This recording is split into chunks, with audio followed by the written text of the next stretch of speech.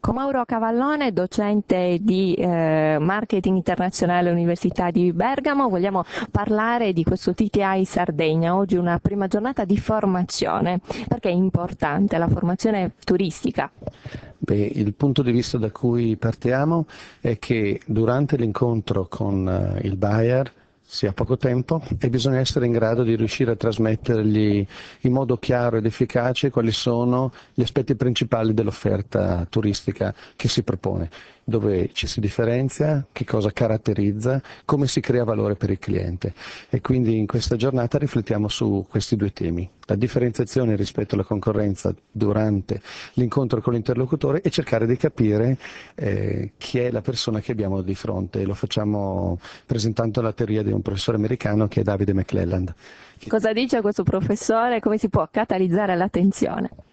Allora, questo professore in 50 anni di studi sulle motivazioni ha definito che ci sono tre bisogni motivazionali di potere, bisogni motivazionali di realizzazione e di affiliazione, e che all'interno del nostro comportamento sono leve che ci spingono ad agire o reagire e studiando la sua teoria si riesce a definire qual è la motivazione primaria. C'è per esempio una persona che ha bisogno di fare, realizzare molto e nello stesso tempo essere vicino alle persone, piuttosto che chi vuole dimostrare che ha bisogno di potere e aiuta a avere una prima identificazione dell'interlocutore. Come si sa, le persone che incontriamo nei primi 7 secondi danno un giudizio di noi e in questi 7 secondi dobbiamo riuscire a trasferire chi siamo e che cosa abbiamo da offrire. E la stessa cosa vale per noi. Il PNL, il linguaggio corporeo, può essere anche importante per questo.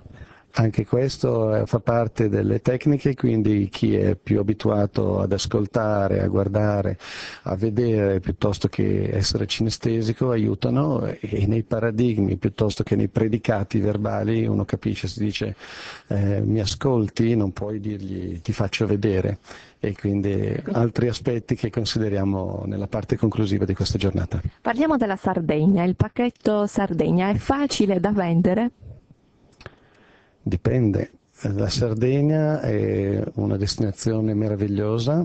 Ho avuto la fortuna di passare 12 anni di vacanze in quest'isola meravigliosa e quest'anno torno.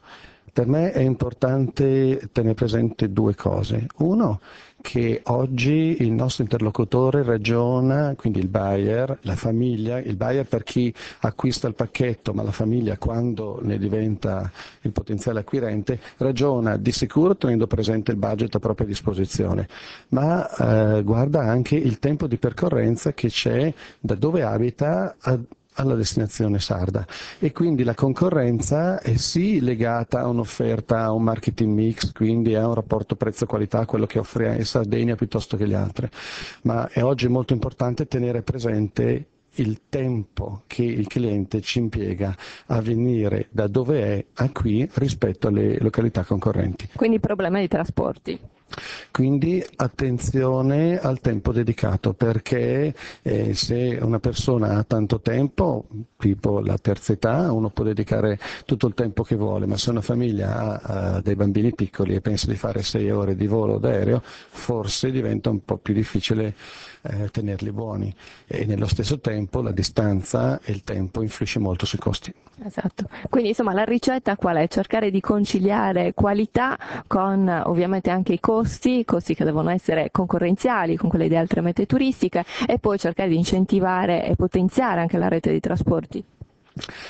Allora, se avessi la ricetta, secondo me lo sforzo deve essere nel riuscire a far capire, far percepire con chiarezza ai propri interlocutori nella fiera, quindi al buyer, il valore che si lascia attaccato. Il valore è molto diverso rispetto al prezzo. Il prezzo è il denaro che paghi, ma il valore è legato a molti elementi anche esperienziali che rimangono attaccati.